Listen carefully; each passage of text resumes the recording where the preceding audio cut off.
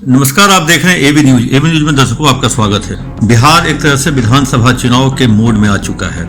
सभी की तैयारियां हो रही हैं। प्रधानमंत्री मोदी भी लगातार 2 दिन यहाँ रहे, 29 और 30 को रहे। 29 की रात की विश्राम किए और रोड शो भी किए, जनसभा भी किए। नीतीश कुमार भी साथ में थे। आरजेडी की तरफ से भी इंडी गठबंधन की भी बैठक लगातार जारी है। एक तरह से कहें जो अब चुनाव के मोड में बिहार आ चुका है। पॉलिटिकल पार्टी के साथ चुनाव आयोग ने मीटिंग भी कर ली। चुनाव आयोग की टीम आई थी बेतिया, वैशाली, पटना में अधिकारियों के साथ मीटिंग भी की और एक तरह से कहें जो चुनाव की तैयारी। अब बिहार सरकार भी चुनाव की तैयारी में है। जो अंतिम जो ट्रांसफर पोस्टिंग है वो भी अब करने के मूड में आ गई है बिहार सरकार। जो एसडीपीओ लेवल के पदाधिकारी हैं उनकी भी सूची लगभग बन के तैयार है। कुछ आईएएस के भी ट्रांसफर होंगे, कुछ जिलाधिकारी के भी ट्रांसफर होंगे, कुछ आईपीएस के भी ट्रांसफर होने हैं। आज कहें तो एक तरह से बिहार विधानसभा चुनाव की तैयारी को लेकर के एक से कवायद, एक कहें इनिशियल कुछ 2010 बैच के 14 लोगों को सचिव स्तर पर प्रमोशन किया गया। जो विभिन्न जगहों पर कहीं पे डायरेक्टर थे, कहीं पे डीएम थे, मतलब ऐसे लोगों को 14 आईएएस अधिकारी जो 2010 बैच के थे उनको प्रमोट किया गया है सचिव स्तर पर। एक तरह से कहें जब अब सचिव स्तर पर जो डीएम के रूप में है उन्हें हो सकता है वहां से हटा करके कहीं नई जिम्मेदारी दी जाएगी और उन जगहों पर नए डीएम की तैनाती भी हो सकती है। कल से ही कहें जो फिजा में ये तैर रही है जो फलना जिले के डीएम हटा दिए जाएंगे, फलना डीएम, एक कहें जो एक सूची भी मार्केट में आ गई थी और सूची भी आ गई थी, एक लिस्ट भी आ गई थी जो जिसमें मधुबनी, नालंदा, गया, पटना, आरा, बक्सर, इन सभी जगहों के डीएम को मतलब हटा भी दिया गया। इनका तबादला भी कर दिया गया, जिसको कहते हैं मतलब गॉसिप, जो कहें गॉसिप और मर्मरिंग जो चल रही है। कई जिले के एसपी के भी ट्रांसफर की बात आई थी और कई रेंज और जोन के कहें जो डीआईजी, आईजी के भी ट्रांसफर की बात, और डीएसपी तो कम से कम कहें जो जितने 50 से अधिक मतलब 70 के आसपास जो डीएसपी अभी फील्ड में है उनके हटने की भी बात आ रही है।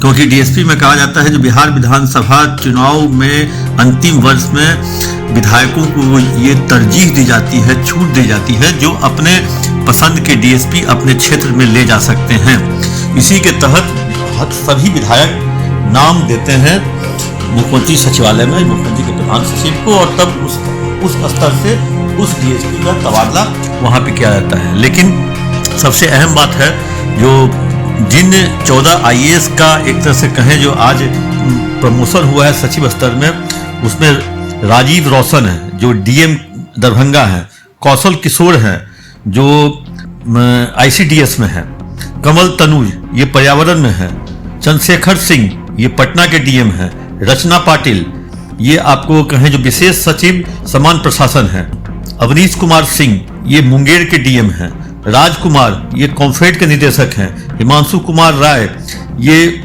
सचिव योजना एवं विकास हैं, दिनेश कुमार राय ये बेतिया के डीएम है, प्रमोटी आईएएस हैं, ये डीटीओ हुआ करते थे, बाद में मुख्यमंत्री के सचिव भी बने और ये हो सकता है बिहार से लेकर चुनाव भी लड़ने की इनकी योजना है, लेकिन अभी तक कंफर्म नहीं हुआ है। नैयर इकबाल विशेष सचिव खाद्य एवं उपभोक्ता, मिनेंद्र कुमार ये भी आपको बिहार राज्य शिक्षा वित्त निगम में है, और राकेश कुमार निदेशक चकबंदी। तो एक तरह से कहें जो ये 14 आईएएस है। अब इन आईएएस को सचिव का पद दिया गया तो जिसमें जो लोग डीएम हैं हो सकता है वहां से डीएम के रूप में इन्हें हटा दिया जाए।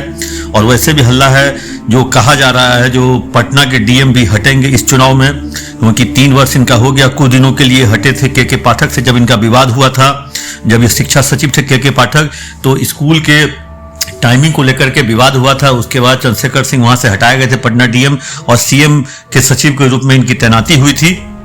एक तरह से तो कहा जा रहा है जो नालंदा के जो डीएम हैं वो हो सकता है गया के डीएम बनाए जाएं। गया के डीएम जो है त्यागराजन, उनके बारे में कहा जा रहा है वो पटना के डीएम बनाए जा सकते हैं। मधुबनी के डीएम जो हैं उनके बारे में कहा जा रहा है जो वो नालंदा के डीएम बनाए जा सकते हैं। इनायत खान हैं आईएएस हैं, उनके बारे में कहा जा रहा है वो आरा या बक्सर में से कहीं की डीएम बनाई जा सकती हैं। आरा के बारे में चर्चा है क्योंकि उनके पति जो हैं वो अरवल में एसपी के रूप में तैनात हैं। डायरेक्टर IPRD हैं वैभव श्रीवास्तव, उनके बारे में भी चर्चा है, जो वो भी किसी जिले के डीएम बनाए जा सकते हैं। उनके बारे में कहा जा रहा है वो बक्सर के डीएम बनाए जा सकते हैं। तो एक तरह से कहें जो एक लंबी लिस्ट है।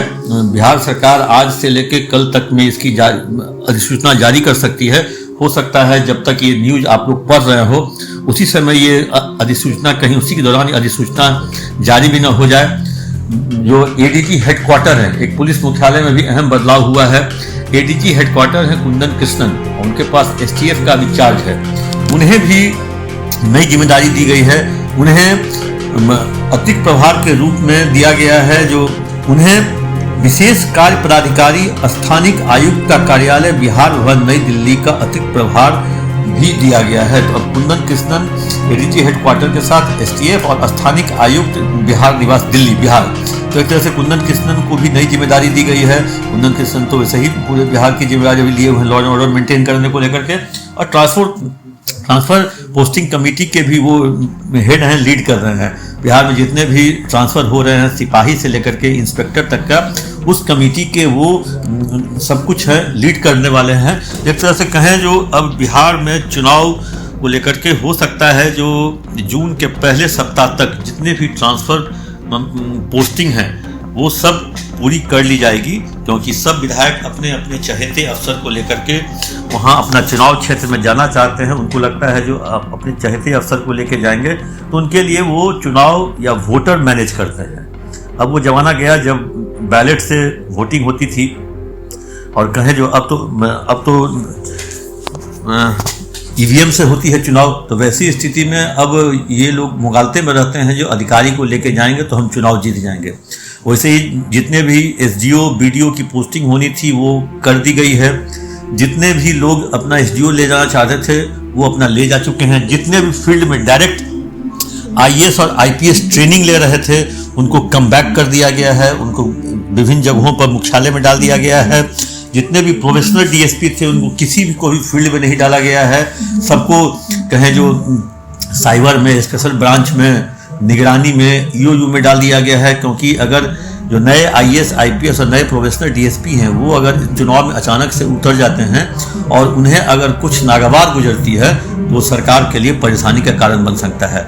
इसलिए ऐसी स्थिति में सरकार ने रिस्क नहीं लिया है किसी नए जो कहें रंगरूट पर दांव लगाने का। इसलिए इस सब की कहें जो एक तरह से कवायद हो चुकी है। अब एक अंतिम कवायद कुछ DM SDPO इस सब की लिए होनी है। हो सकता है आज शाम से लेकर के कल तक में ये सारे ट्रांसफर पोस्टिंग कर दिए जाएंगे, क्योंकि जब ये जो लिस्ट जो है, जो चौका गजट जिसको कहते हैं, वो जब मार्केट में आ जाता है तो उसके बाद जो है वो ज़्यादा दिनों तक वो फाइल में नहीं रहती, वो तुरंत उसकी अधिसूचना जारी भी कर दी जाती है। वैसे स्थिति में अब इंतजार करना है जो चौका गजट सही है कि चौका गजट गलत है। अब जब तक नोटिफिकेशन नहीं निकलेगा तब तक हम लोग को इंतजार करना पड़ेगा। लेकिन वैसी बात जरूर है जो ये 4-5 जिले का जो मैंने नाम लिया है उसके DM का तबादला, उसके साथ हो सकता है कुछ और भी जिलों का DM का हो सकता है तबादला, लेकिन ये 5-6 जो हैं ये लगभग अपना टर्म पूरा कर चुके हैं। और चुनाव आयोग क्वेश्चन न उठाए, चुनाव आयोग तबादला न करे, इसीलिए बिहार सरकार इन लोगों का तबादला कर देती। क्योंकि DM और SP के ट्रांसफर पोस्टिंग विधानसभा चुनाव में वो ज़्यादा असर नहीं करता है, क्योंकि एक जिले में 8 से 10 विधानसभा होता है, तो 8 से 10 विधायक किसी एक नाम पर तो राजी होंगे नहीं। इसलिए DM SP जो है वो विधानसभा चुनाव के लिए उतना उपयोगी नहीं साबित होते हैं। इसलिए SDO और DSP को विधायक लेके जाते हैं।